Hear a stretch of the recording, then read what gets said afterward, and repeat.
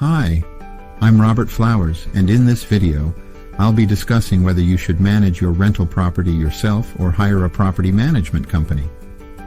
Managing a rental property can be a lot of work, from finding tenants to handling maintenance requests and collecting rent.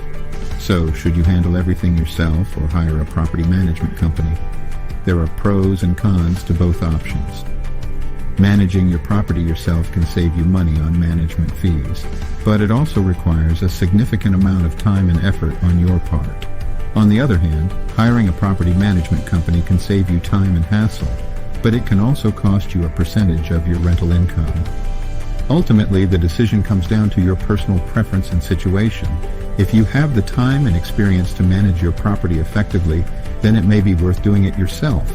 But if you'd rather focus on other aspects of your life and leave the property management to the professionals, then hiring a property management company may be the right choice for you. If you want to know more about managing rental properties and the pros and cons of hiring a property management company, then go here to view this video on property management. Thanks for watching.